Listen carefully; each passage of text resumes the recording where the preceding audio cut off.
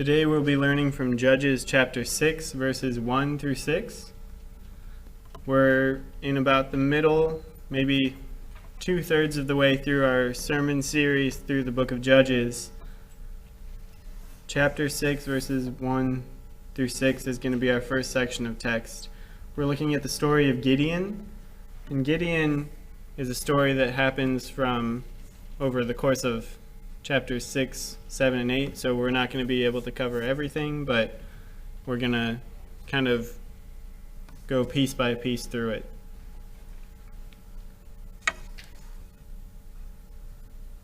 Judges 6, verses 1 through 6 is where we're starting. If you have one of the Bibles that was on the table, the yellow bookmark should be open to the correct page.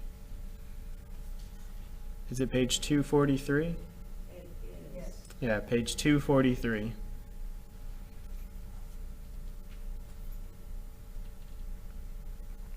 This is the word of the Lord.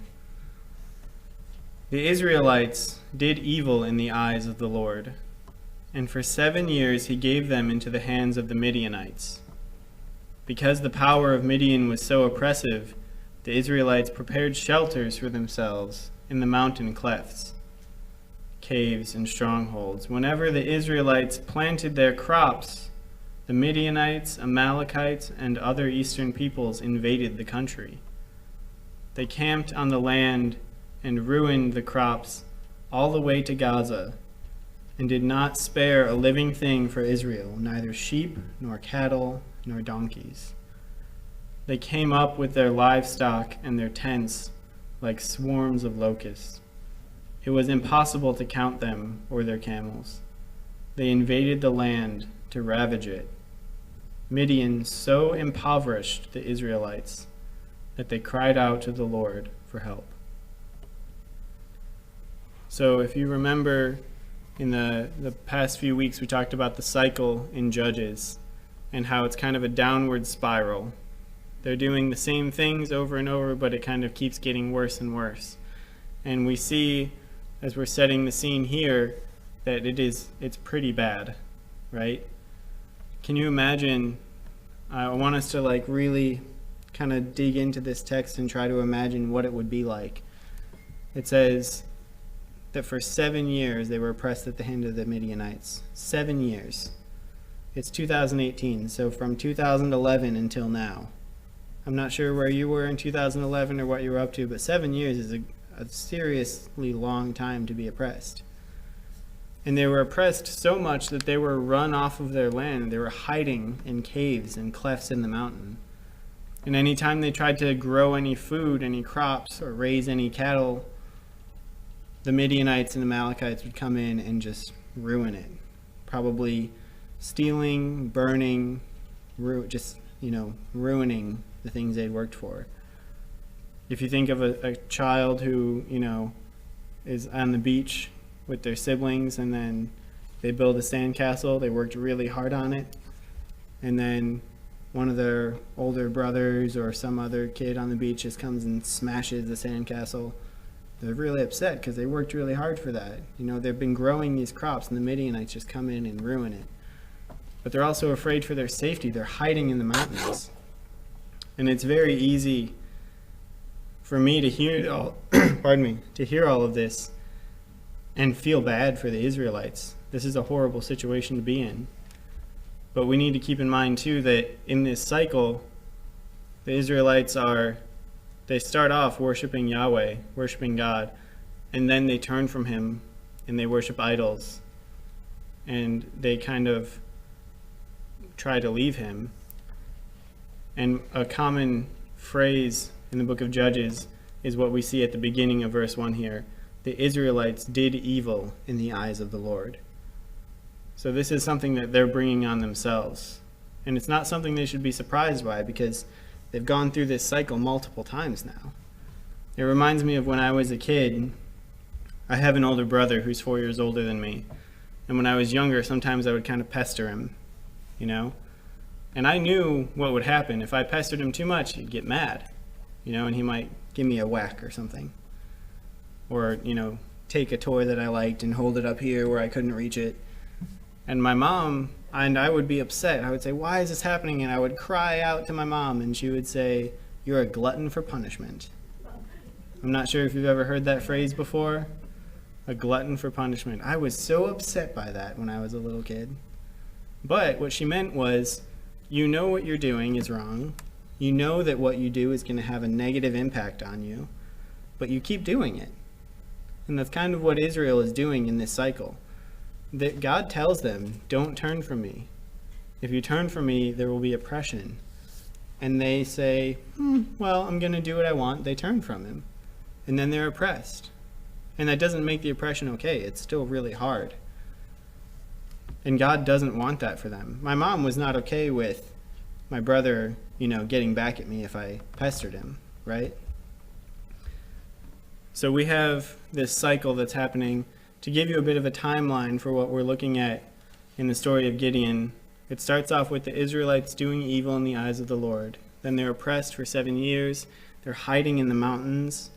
They're, growing crops. The crops are getting ruined, so they're trying to find other ways to get their food together in a more secretive way. The Midianites are ruining all their food. The Israelites, finally, they cry out to God. They say, God, we need you. We've left you. We're feeling the punishment for that. We need you. And God explains to them why it's happening. In verse 7, he says, when the Israelites cried out to the Lord because of Midian, he sent them a prophet who said, this is what the Lord, the God of Israel, says. I brought you up out of Egypt, out of the land of slavery. I rescued you from the hand of the Egyptians, and I delivered you from the hand of all your oppressors. I drove them out before you and gave you their land. I said to you, I am the Lord your God. Do not worship the gods of the Amorites, in whose land you live. But you have not listened to me. So in the story of me being a glutton for punishment, this is my mom saying, you knew this was going to happen. God says, and he reminds them of his faithfulness here. He says, I brought you up out of Egypt. In the history of Jewish culture, them being brought out of slavery in Egypt is a big thing. It's a huge deal. The Exodus is a major historical marker of God's faithfulness that they constantly look back to. He says, I've done this before. I've saved you. And I told you not to leave me, and you've left me. You're worshiping other gods. You've not listened to me. So at this point in the story, we hear about Gideon. Gideon is introduced. He's one of the Israelites who's hiding, and he is really hiding. He's in a wine press. He's like hiding in a wine press, working on his grains so that the Midianites won't come and find him and take his food. And he's scared, and he's nervous, and he's lonely probably. And while he's there in this kind of very weak state, the angel of the Lord comes and talks to him and calls him a mighty warrior, which must be very confusing at the time because he probably doesn't feel very mighty. And Gideon asks why this is all happening, and God promises him victory over the Midianites. And I just can't imagine what it's like to be Gideon on that day. You've been oppressed for 7 years. You're hiding just to get your food together. And we're going to get a glimpse of this story in verses 11 through 16. The angel of the Lord came and sat down under the oak in Ophrah that belonged to Joash the Abiezrite, where his son Gideon was threshing wheat in a winepress to keep it from the Midianites.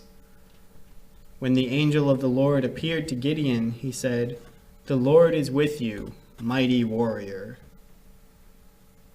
Pardon me, my lord, Gideon replied, but if the Lord is with us, why has all this happened to us?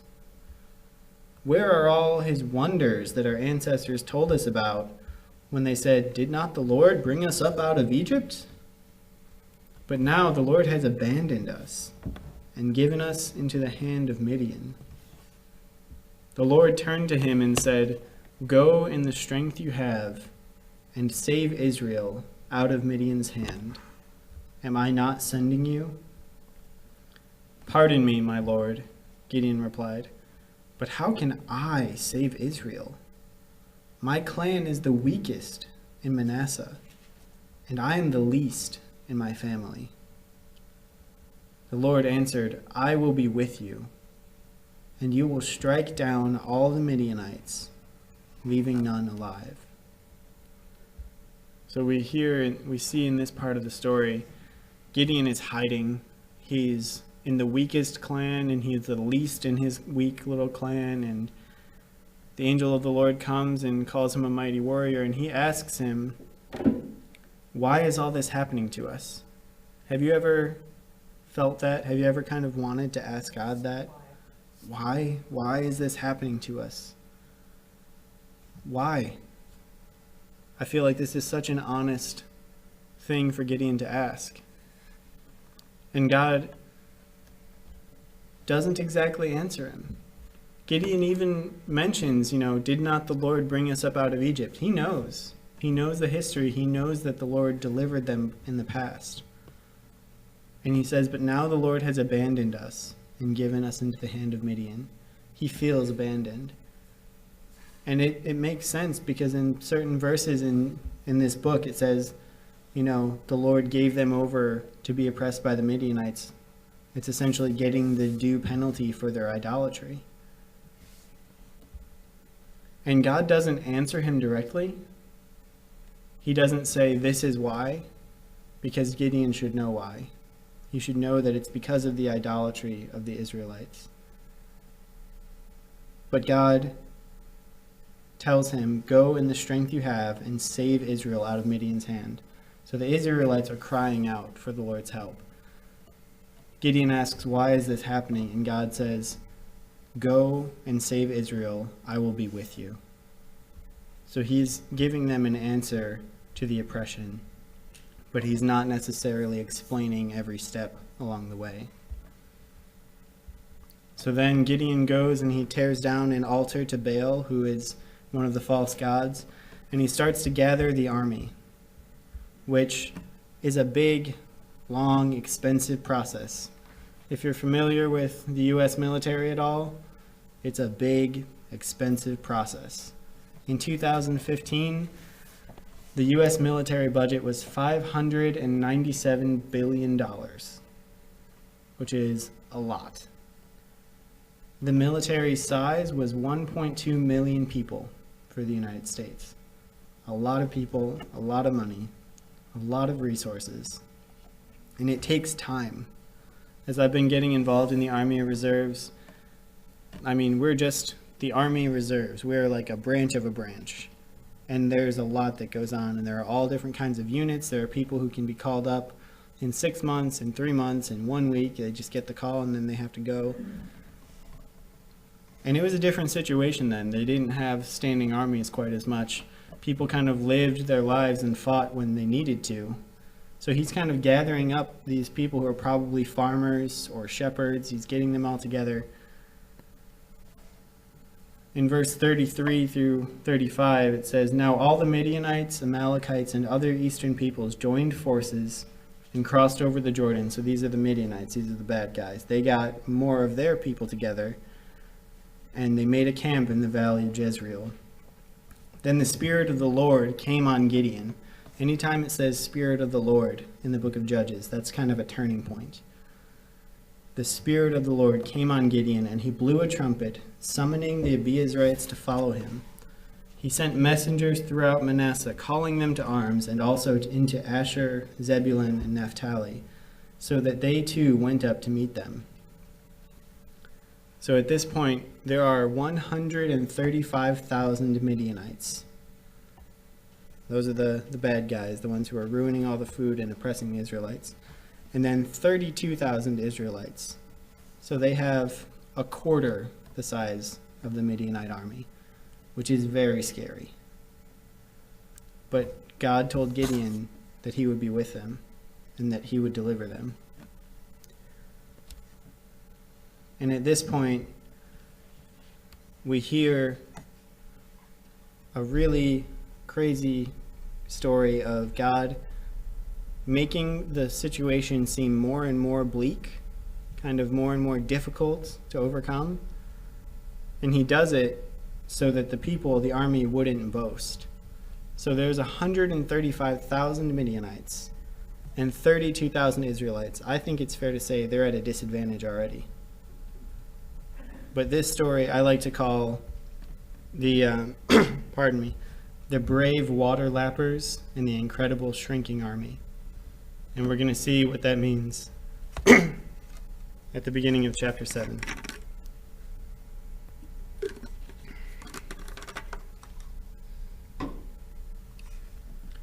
In chapter 7, starting at verse 1, it says, "Early in the morning, Jerubbaal, that is Gideon, and all his men camped at the spring of Harod. The camp of Midian was north of them in the valley near the hill of Morah. And the Lord said to Gideon, 'You have too many men.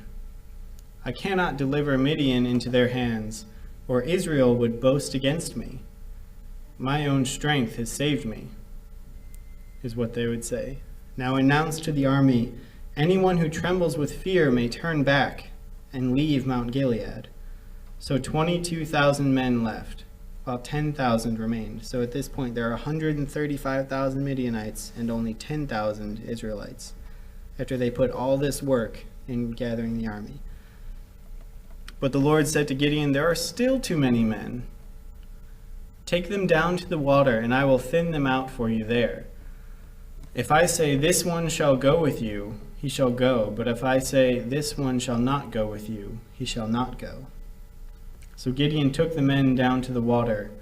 There the Lord told him, 'Separate those who lap the water with their tongues, as a dog laps, from those who kneel down to drink.' 300 of them drank from cupped hands, lapping like dogs. All the rest got down on their knees to drink. The Lord said to Gideon, 'With the 300 men that lapped, I will save you, and give the Midianites into your hands. Let all the others go home.'" So if you think about all the work that goes into gathering an army, and a lot of times people don't want to fight in wars, right? I think generally we appreciate peace. So there are a lot of people who are probably gathered in this 32,000 who don't want to be there. And God says, if anyone's scared, you can go home. And 22,000 people went home. So now we have 135,000 Midianites and only 300 Israelites, which is, I'm not good at math, but it is a fraction. It's a small fraction. In the story of Gideon, we see how God was patient and consistent with Gideon and the people of Israel. At the end of the story, God uses the plan of Gideon to make a lot of sound around the Midianite camp. They blow horns and they smash pots. And the Midianites and Amalekites, the 135,000, they go crazy and they essentially kill each other because they don't know what the sound is, and that's God's way of delivering the Midianites into their hands. So he shrunk the army down to 300, and they didn't actually even have to fight because he turned the Midianites on themselves. This story just keeps changing in a way that makes it less and less likely for it to work, but then God works in such an amazing way. God is patient and consistent with his people and with Gideon. God knows what the Israelites were doing when they did evil in his eyes. He knows that they are unfaithful. He knows that their idolatry will lead to pain and oppression, and he does not want the pain and oppression for them. But while he knows these things, he's never completely leaving them. He's present and he is working to be reunited in relationship with them. A friend of mine recently told me that when we say Jesus died on the cross for us, it can seem kind of separate from God the Father. It can seem like God made us, we sinned, God needs justice. That sin needs to be handled and punished and brought to justice. And then Jesus just kind of from off over here steps in and takes that. But we need to remember, we can never let ourselves forget that God the Father sent his Son, that he was involved in that process. It wasn't him demanding justice and someone showing up out of the blue. He sent his son. In John 3:16, it says, "For God so loved the world that he gave his one and only Son, that whoever believes in him shall not perish, but have eternal life." Throughout the book of Judges, the Israelites keep turning from God. They get oppressed, they call out, God raises up a judge and saves them, they love God, they worship God, and then they turn from him again, and it happens over and over and over. And God is persistent. He doesn't leave them. Throughout the book of Judges, God is raising up leaders who are weak, like Gideon, like Ehud, like Barak, but are used to save. He never lets go of his people. He never gives up on his plan to redeem them. And in the ultimate act of raising up a judge, a leader, a savior, he sends his son, his one and only child. It wasn't an impersonal, transactional thing. It was as personal, as heart-wrenching as it could be for him. And we can never diminish what this means. He did it for his people, just like he delivered the Israelites time and time again. If the God who you love and serve and has saved you is the God who repeatedly saved the Israelites and who sent his only Son to pay for our sins, if this is the God that you worship, then please join me in the Apostles' Creed.